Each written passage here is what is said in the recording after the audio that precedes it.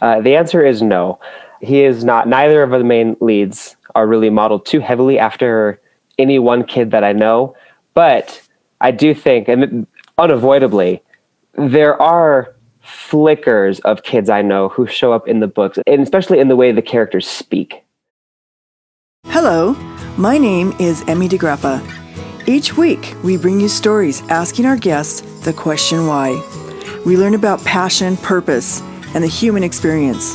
Brought to you by Wyoming Humanities with the generous support of the Wyoming Community Foundation. This is What's Your Why?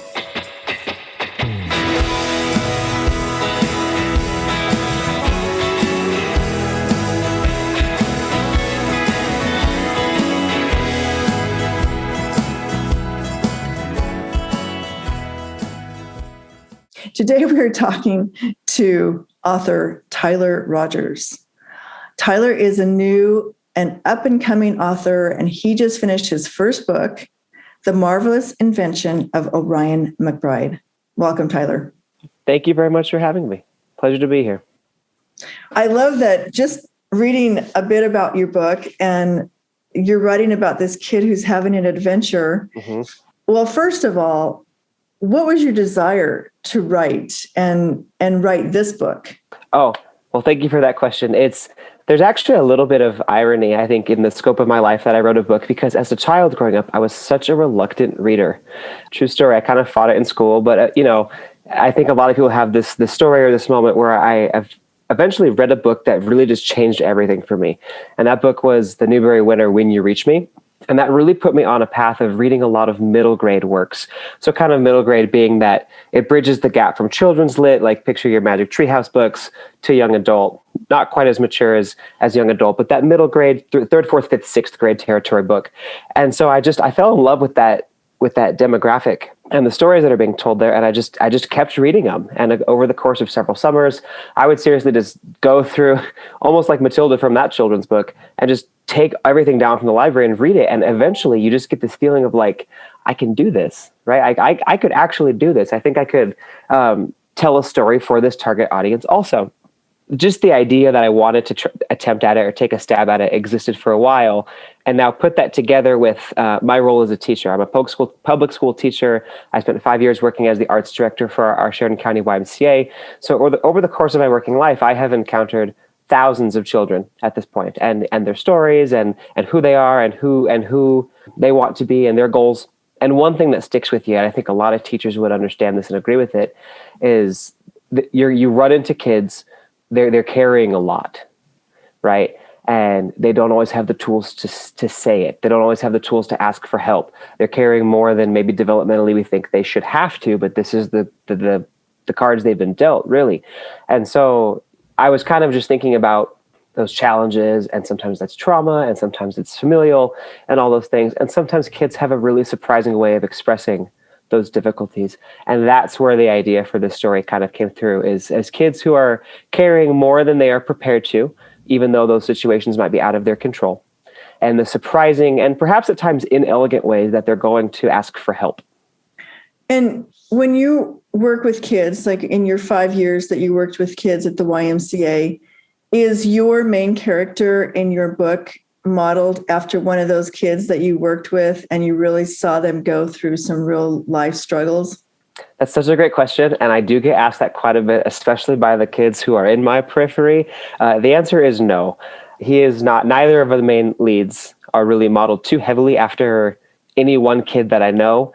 But I do think, and unavoidably, there are flickers of kids I know who show up in the books, and especially in the way the characters speak. There are some spoken habits. I really wanted to do kid voice really well and have an authentic sense of kid voice. And so I did think about the patterns of speech that kids use. And so there's flickers here and there, but as far as like telling their story too specifically, no. Okay. I was curious about that. And I also was curious if you based it on some of your own childhood struggles, and that maybe you went through a time in your life where you can suddenly relate to these young people and what they're going through. Oh, well, I appreciate that thought too. And to that, I will say I am extremely fortunate in my upbringing and in my present day, to have come from stability and to come from support and love really at every turn.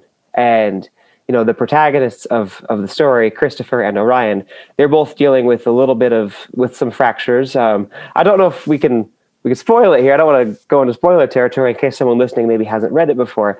But the boys have some challenges going on, and Orion keeps his pretty close to his chest. But no, I cannot myself anchor into those experiences much at all. But to your previous question, I've seen many kids go through similar situations, if not very similar situations. And so, it's one of the things when you're in that teacher role, you care about these kids, and when they're aching, it's hard on you too. And you want to support them and you want to understand them. And so navigating that, it's so kid by kid and person by person too, right? It would go for adults too, but it just so happens that the focus of my work tends to be age 12 and under. So how did that become your passion to focus on that age group? What is it that you love about that age group that kind of makes you passionate about even writing this book? I love that question, and it's a brilliant question, and it is a hard one for me to answer because, let me think, I was 16 years old, and I had grown up doing our children's art programming in Sheridan, and eventually you outgrow it and you graduate from it, right? And I wanted to stick with it. It was important to me. It was kind of really central to my identity that I was a part of these programs and these communities. There was theater things and music things and things like that.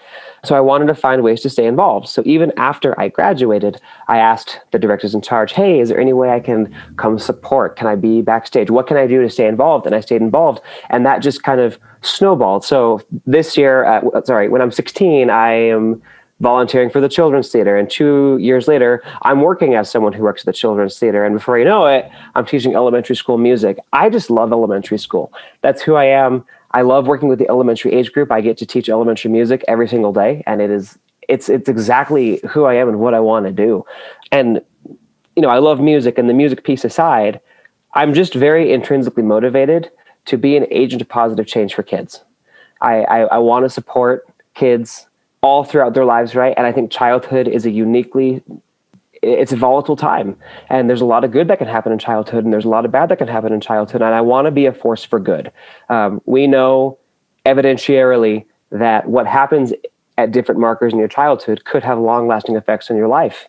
And not just for the future, but for the present child now. That's what motivates me, is to just be that agent of positive change for kids, whether they're in my school or not, whether it's through a theater thing, whether just in all ways that I possibly can. And I think writing Orion McBride was just another avenue of that, of supporting kids and listening to their stories and trying being a presence with them. How is it that you started in music? Music is another passion of yours. Yes. When did you start? What age did you start down that road? I started piano lessons at age 6. I have 2 older siblings, and my older sister played piano, and she's 3 years older than me, right? And so she always had all these tricks and all these songs that she could do, and I would get so jealous that she could do all these things. And so when I turned 6, I was like, that's it. Put me in. I'm getting in there. And so as a young kid, I was so motivated in my piano lessons to practice and to really give it my all, because I wanted to be better than my sister, who was also really dedicated and had 3 years more time than me. So it was just constantly going after each other. To this day, we both still play, and now I love it, right? And it's funny that you say that. The people in my community, the people in my circle, really probably know me as a music person who randomly wrote a book. That is kind of what the picture probably looks like. Even when I first wrote it and I announced it, hey, I did this thing, check it out. The response was very supportive and very positive from a lot of people, but there was also a lot of like, what? Why? Like, what, are you changing careers on us? Like, what's going on here? And so it's like, no, it's not a change of careers. I love the arts. When I worked at the Y, I really got to work in performance, music, reading, and visual art. And I like all of those things. And so I had to extend myself to be able to write that. It was a long process. I read something about you, and it's that you always knew that you would live and work in Sheridan, Wyoming. And I thought that was interesting. Yes, absolutely. So I'm from Sheridan. I love Sheridan. For my whole life that I can recall, I have felt very connected to the social fabric of this community, I guess. And I know growing up too, you're a teenager, you're going through high school, even when you're young in college, there's a lot of like, I want to get out. That's great. I want to explore the world too. There's a lot of places I want to see, but I want my effect to be felt here in Sheridan. That piece is super important to me. It's where my family is. It's where my people are. I love that in this community, anywhere I go, I'm going to see people that I know. And I think there's people who maybe wouldn't like that, but I love it. At a restaurant, hey, the people, you see them at the store. I love that presence. And to me, you never want to say something's off the table. You don't know what life's going to throw at you, but I know that were I to locate somewhere else, I would have to reestablish that and kind of start over. And I've had a full life to get that done here too. And that is deeply meaningful to me, and it's worth cherishing. Well, that's interesting too, because you have a very strong Wyoming identity. And is it a Wyoming identity or is it just a Sheridan identity? What do you think? I think it's a Wyoming identity. I love our Cowboy State. I spent 4 years at the University of Wyoming, proudly representing their marching band. I drummed with their marching band for 4 years. Whenever there's the Cowboy football, Cowboy basketball, my dad and I was like, oh, did you see the latest scores? All those things. And my effect is here in Sheridan, of course, but I love our state. What do you think about, what you were saying about young people growing up in Wyoming and I want to get out, and sometimes they do leave because maybe they have a difficult time finding employment and maybe there's not enough opportunities. What do you think about that for young people?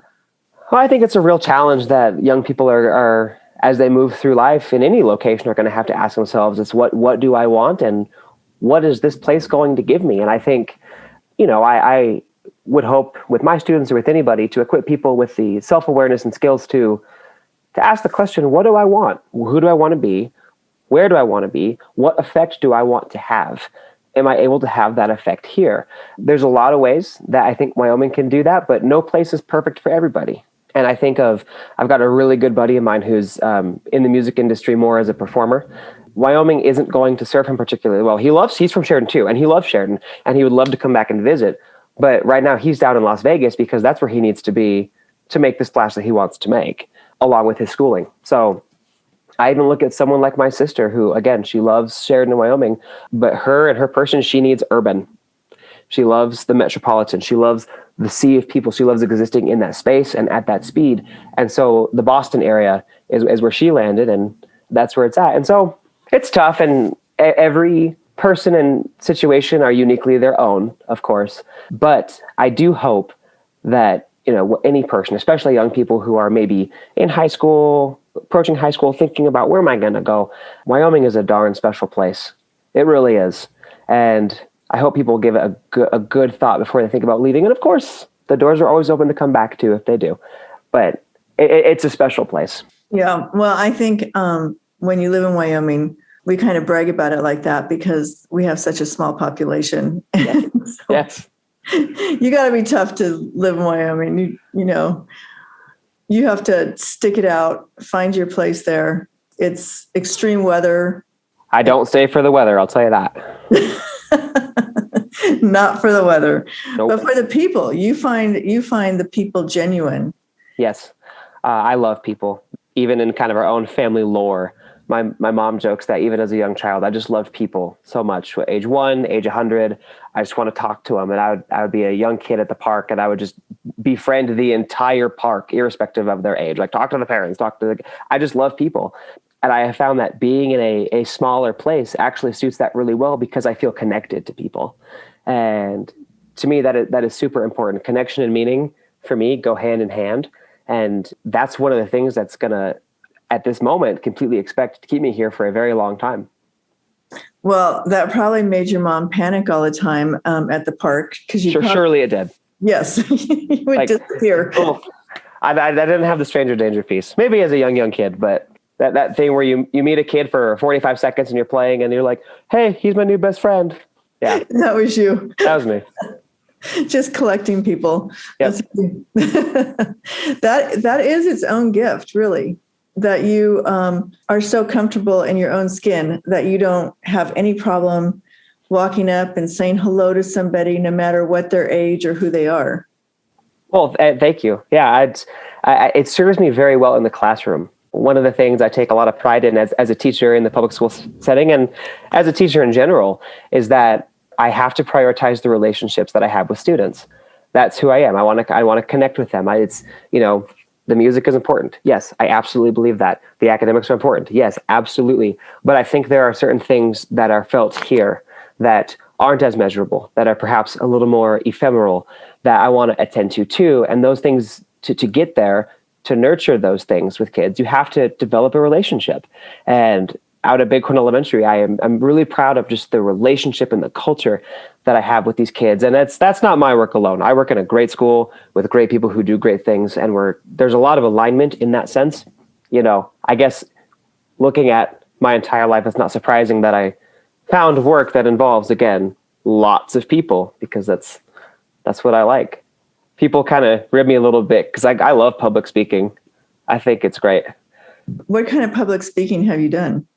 Well, not too much. In my former role with the Sheridan County YMCA, there was a once a month situation where directors from our Y would go onto the radio just to say what's going on, and they would ask like, okay, who wants to go this month?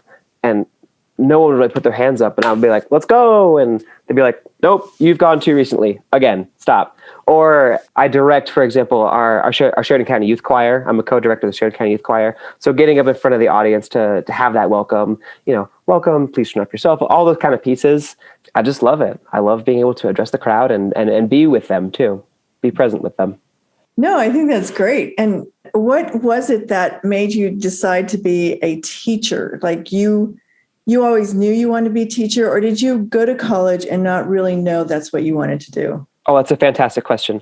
I'm a very planner type person, and I always have been.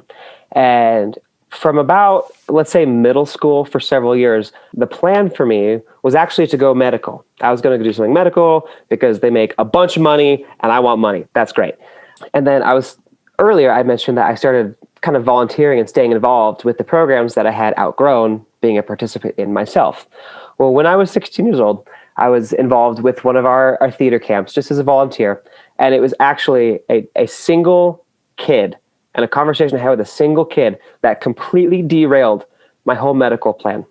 And again, it was the whole relationship thing. And we feel connected and we talk and it's comfortable. And theater camp is something too. It requires a lot of vulnerability. And kids really have to open up if they're going to really do this thing, right? And so he was a third grader.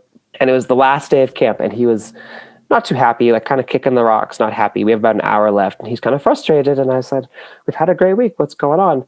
And he told me, and this moment actually changed my life. He said, I wish you could be my third grade teacher. And I was like, oh, that's nice, buddy. I have to go to high school. I'm an 11th grader. And he said, no, I need you. And that moment right there, it was such validation of the relationship building that had taken place in 5 days. It was not a long period of time, but of also like, this matters to me. The emotions here matter to me. And that, like, literally that day, elementary education is where I'm going. And that's the path I've been on ever since. Wow, that is very exciting. And you're such a planner. You set it out in front of you and you go for it. And that's where we go. I guess though, too, if I could kind of spin that, one thing that I think is evident in my teaching and possibly evident in the story I wrote as well, is that I'm a feeler, and I always have been. And there is a bit of a tough juxtaposition with take your really stereotypical rugged Wyoming toughness and being a feeler. And that's one thing that, I don't work in the social setting, so I'm not like teaching lessons on these emotional things, but I do try to show kids in all contexts that like you are allowed to have your feelings. And I think the two protagonists of the story, they are very emotional boys who are dealing with a lot of heavy emotions. And I really try to encourage just some positive emotional health with kids. You are allowed to be upset. You are allowed to get angry. Let me show you and give you tools that are positive, healthy ways to express those feelings that aren't going to do damage to others. Part of the connecting of all these pieces too in the story is being able to tell a story that is very emotionally charged and trying to equip kids with tools to deal with it. Like we see Orion, he in many cases does lack the tools to deal with it, and that's real. But to me, there's a big intersect between even just in my personality profile, very, very, very extroverted, very, very, very feeling, both of those things. Well, one of the things that is also intriguing about your work with kids, your connection to kids, but I also think that the other side of that is that you have to connect with their parents, especially in the age group that you're dealing with. And that must also be frustrating in some ways because you can't control everything. You can't control their home life. You can only, you have this time with them, these certain hours during the day that you can work with these kids. That's totally true. And, I know every teacher on the planet knows the feeling of there are kids who are in your reach at a school or in your setting that when they go home for the day, you're kind of like, okay, I would rather them be here, right? Maybe here that they're going to get fed. Maybe here that they're safe. We want to work with all parents, right? One of the things I feel like my school does especially well is the door is so open for that parent school community and saying, how can we support you? How can we be a team in this? And that's super great. And of course it's in almost all cases, it's up to the parent to want that, to look for it, to accept it, right? An interesting thing too, comparing my work at the Y to my work at a school is when I worked at the Y and I was the director of these programs, I was the one that parents would come to talk to, like, hey, what are you seeing here? Or if we had to have that crucial conversation about maybe a nasty behavior that took place, we can have that. But it is interesting, now that I'm in the elementary music space, I don't talk to the parents nearly as much. In many cases, I don't yet know who they are because, and rightly so, when parents want to talk to the teachers, they want to talk to their classroom, their homeroom teacher, right? And so that has been one surprise for me in this role is how less contact I have with the parents. Yeah, that is interesting when you say that. Well, what is next for you? Now that you've written your first book, what are you looking forward to? Are you going to write another book? I certainly hope to. I absolutely hope to. And I'd say plan on it. I love to plan. The thing that's putting that off at the moment is I don't want to force it. I don't want to rush it. To me, when Orion, McBride, the story all came together, I did have that spark idea of oh, I see it. I'm going to play with that. I'm going to unravel that. And then the planning, oh my gosh, the spreadsheets of me planning that story I loved it. That was my favorite part. There's character spreadsheets and everything, chapter by chapter by chapter, everything planned. I don't yet have that second idea of oh, I love that. I'm going to do that. And so I'm thinking about it. There's some ideas that I'm loosely playing with, but I need to massage something out and be really inspired before I do that. But I can for sure say, let's say when I write a second one, not if. Let's say when I do it, it's not going to be an Orion McBride sequel. I think Christopher and Orion's story is done. And I think there's new tales to tell. Tyler, how can people find your book? Where can they buy it? Where can they find it? Do you have a website? How can they find you? Great question. I am probably the lamest author on the entire planet. I don't have a website. I self-published my book, so it can be cheaply found through Amazon, The Marvelous Invention of Orion McBride, or any local bookstore or library can probably order it into. I know a lot of our Sheridan bookstores do carry it. I do know of another one in Wyoming that carries it upon request, so they're able to do it. I do sometimes get asked, why did you self-publish? Well, to me, I'm a teacher, and to me, the traditional route going through a big publishing house, that's great. There's more money there. That would have been more of a career move. And I'm not looking to leave the classroom. I want to write the story. I want to share it. Then that's kind of all it is. And so that's why perhaps I'm not as well kitted of an author as I should be. I really should get a website going. That's been on my to-do list for 14 months and it's just not happened yet. So maybe this summer that'll happen. But Amazon is going to be the fastest way to find it. Okay, Amazon it is. Tell me the name of your book again. The Marvelous Invention of Orion McBride. Okay, that's where people can find your book and read it. And I look forward to hearing more about you in the future, Tyler. Thank you for talking with me today. Great. Thank you so much. It's been a pleasure.